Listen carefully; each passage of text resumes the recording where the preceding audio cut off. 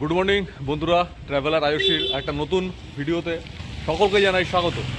আর আজকে আমি রয়েছি ঔরঙ্গাবাদ, এবং ঔরঙ্গাবাদের এখন বর্তমান নাম হচ্ছে শম্ভুজিনগর, আগে ছিল ঔরঙ্গাবাদ। আর আমি কালকে খুব রাত্রেই একটা বাস ধরে এখানে চলে এসেছি অজন্তা থেকে ঔরঙ্গাবাদে। আর এই হচ্ছে আমার হোটেল, এখানে হোটেল সাফার। এখানে আমি রয়েছি ঠিক বাস স্ট্যান্ডের একদম সামনে। বাস স্ট্যান্ডের ঔরঙ্গাবাদ যে বাস স্ট্যান্ড তার একদম সামনে কিন্তু আপনারা অনেক হোটেল পেয়ে যাবেন। এটা একটা মোটামুটি হোটেল পাড়া, এখানে মোটামুটি 1000 থেকে 1500 2000-এর ভিতরে অনেক রকম হোটেল আপনারা পাবেন। তো এখন আমি মোটামুটি যাব। আজকে আমার প্ল্যান হচ্ছে কৈলাস মন্দির দেখতে, অর্থাৎ ইলোরার কৈলাস মন্দির দেখতে যাব। আমরা একটা বাসে বসে পড়েছি ঔরঙ্গাবাদ থেকে খুর্দাবাদের বাসে। খুর্দাবাদ থেকে 3 কিলোমিটার। এখানে দাঁড়ালাম না, এগিয়ে যাচ্ছি, এবং সরকারি বাস মহারাষ্ট্রের যাব খুর্দাবাদ, সেখান থেকে ইলোরা। আর একটা জিনিস লক্ষ্য করছি, এখানকার বাসের কোনো টাইমের ঠিক নেই। কালকে যেমন 10টার বাস 9টার বাস ঢুকলো 10টায়, শুনলাম নাকি গণপতি বিসর্জনের জন্য বাসটা তুলে নিল। তো আপনারা যখন আসবেন তখন এই প্রবলেমটা নাও থাকতে পারে, তবুও বাসের টাইমটা জেনে বাসে উঠবেন। ইলোরায় আমরা প্রথমে যাব দ্বাদশ জ্যোতির্লিঙ্গ কৃষ্ণেশ্বর মন্দিরে। ফার্স্ট কৃষ্ণেশ্বর দর্শন করে তারপর আমরা ইলোরার কেভগুলো দেখব।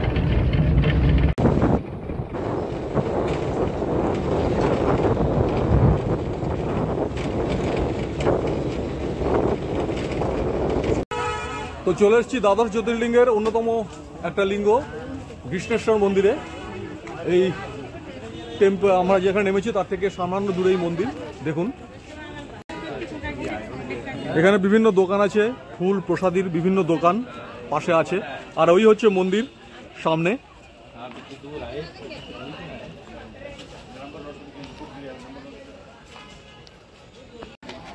ভারতবর্ষের যে 12টা জায়গায় স্বয়ম্ভূ শিব আছেন তার মধ্যে মহারাষ্ট্রের কৃষ্ণেশ্বর হচ্ছে অন্যতম, এবং এটা হচ্ছে দ্বাদশ জ্যোতির্লিঙ্গের একটা। ভেতরেই মন্দির এবং ভেতরেই বিভিন্ন জায়গা আছে দেখানোর, কিন্তু ভেতরে ক্যামেরা প্রবেশ একদমই নিষেধ। কোনো ভিডিওগ্রাফি, কোনো ফটোগ্রাফি কিন্তু করা যাবে না, তাই ভেতর থেকে আমি কোনো ছবি দেখাতে পারবো না, আপনাদের বাইরে থেকে দেখাচ্ছি। আর কৃষ্ণেশ্বরে থাকার কোনো দরকার নেই, আপনারা ঔরঙ্গাবাদে থেকেও এই মন্দির দর্শন করতে পারেন, একদম ইলোরার কাছে। মন্দিরের আশেপাশেই আপনারা ফুল প্রসাদ বিভিন্ন জিনিস পাবেন, সেখান থেকে আপনারা ক্রয় করতে পারেন, কিনতে পারেন।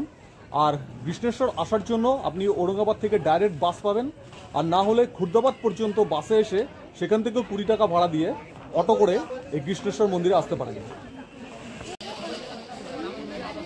ওই মন্দিরের চূড়া দেখা যাচ্ছে।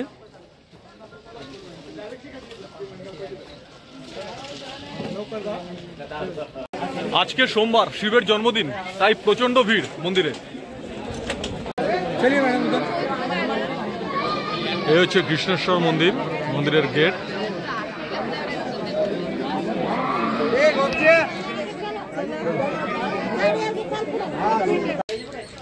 এখানে ডালা বিক্রি হচ্ছে 20 টাকা থেকে। এইসব ডালাগুলো 20 টাকা করে। আপনারা যদি পুজো দেন তাহলে 20 টাকা দিয়ে ডালা কিনে দিতে পারেন। আর এখানেই চপ্পল রাখার জায়গা, জুতো রাখার জায়গা, সমস্ত কিছুই আছে সামনে। ক্যামেরা নিয়ে ঢোকা যাবে, মোবাইল নিয়ে ঢোকা যাবে, কিন্তু কোনো ভিডিওগ্রাফি ছবি কিন্তু তোলা যাবে না মন্দিরের মধ্যে। পুরো লাইন।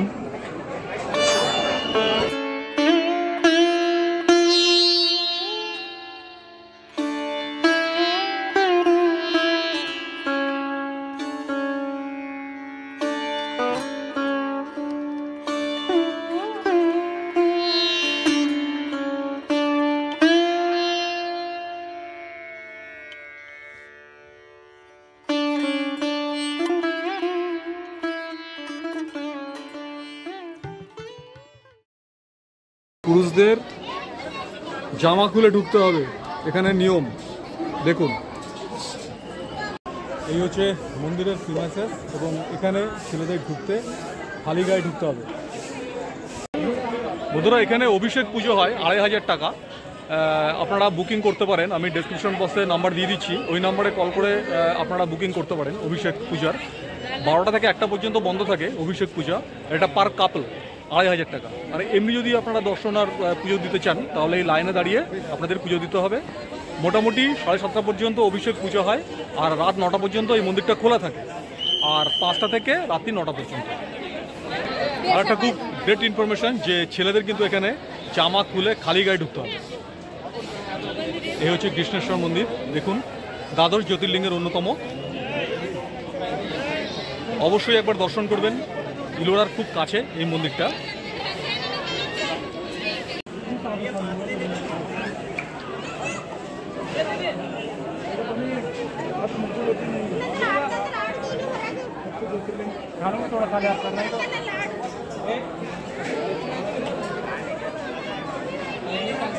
সোমবারে খুব ভিড় হয়, আপনারা বিকালের দিকে যদি আসেন খুব ভালোভাবে দর্শন করতে পারেন। আর সোমবারে ভীষণ ভিড় হয়। আর আমি হাতে পড়েছি, এই হাতে পড়েছি, এটা মোটামুটি 10 টাকা করে নিল, 10, 20, 30 টাকা করে হাতে পড়িয়ে দেবে। আর এখানে ভেতরেও পুজো হবে, আপনি একদম হাত দিয়ে শিবলিঙ্গকে ছুঁতে পারবেন। কিন্তু ভেতরে আমি ভিডিওগ্রাফি করতে পারিনি, কোনো ফটোগ্রাফি অ্যালাউড না। ভেতরে একদম আমি হাত দিয়ে লিঙ্গকে ছুঁয়েছি, শিবলিঙ্গকে খুব ভালোভাবে দর্শন করেছি। কৃষ্ণেশ্বর মন্দির আসতে গেলে আপনাদের ঔরঙ্গাবাদ আসতে হবে, বোম্বাই থেকে ঔরঙ্গাবাদ, অথবা আপনারা যদি হাওড়া থেকে আসেন তাহলে আপনারা জলগাতে নেমেও ঔরঙ্গাবাদ হয়ে আপনাদের এই কৃষ্ণেশ্বর মন্দির আসতে হবে। কৃষ্ণেশ্বর মন্দিরে আসার জন্য অনেক বাস রয়েছে ঔরঙ্গাবাদ থেকে, আপনি গাড়ি ভাড়া করে আসতে পারেন, আবার অটো ভাড়া করেও আসতে পারেন, বা অঢেল বাস রয়েছে ঔরঙ্গাবাদ থেকে কৃষ্ণেশ্বর আসার। ভীষণ ভালো মন্দির, এই মন্দিরটা দর্শন করবেন। 1300 থেকে 1400 শতকে এটা দিল্লির সুলতানদের দ্বারা ধ্বংসপ্রাপ্ত হয়েছিল। পরবর্তীকালে 1600 শতকে মালজী ভোসলে, যিনি শিবাজির গ্র্যান্ডফাদার ছিলেন, তিনি এটাকে রিনোভেশন করেন, এবং 1800 শতকে অল্লভাই হোলকার খুব সুন্দরভাবে মন্দিরটাকে তৈরি করে দেন। এই লাইন এখনও চলছে।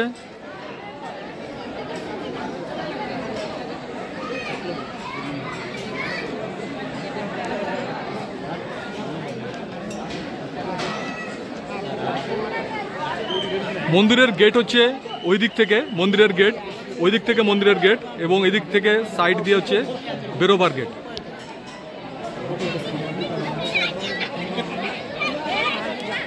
এইটা হচ্ছে মন্দিরের গেট, বেরোবার গেট।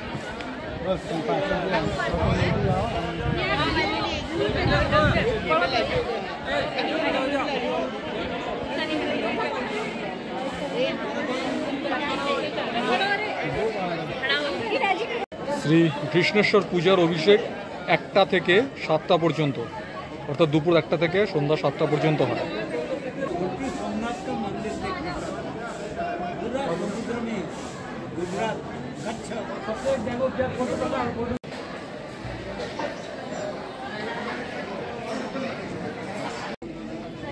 এখানে পুজোর বিভিন্ন জিনিস পাবেন আপনারা।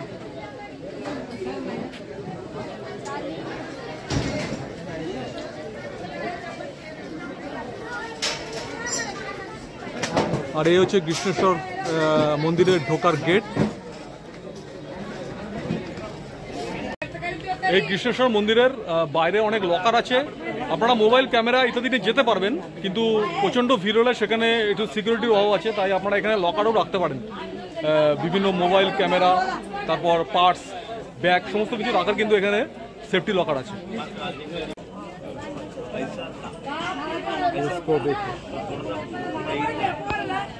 আপনি কিন্তু এখানকার মন্দিরে কিন্তু নারকেল ফাটাতে পারবেন না। ওম নমঃ শিবায় দর্শন শেষ হলো কৃষ্ণেশ্বর মন্দিরে। এখানেও বিভিন্ন রুদ্রাক্ষের দোকান আছে, রুদ্রাক্ষের মালার দোকান দেখুন। ইলোরার কেভস থেকে যেখান থেকে আপনি বেরোবেন সেখান থেকে কিছুটা এগিয়ে এসে আপনি হেঁটেও আসতে পারেন এই কৃষ্ণেশ্বর মন্দিরে, অথবা আপনি বাই অটো বা টোটো করেও আসতে পারেন।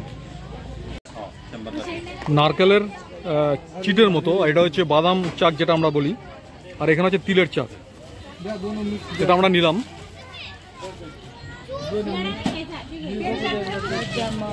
এগুলোর এখানে নাম হচ্ছে চিক্কি।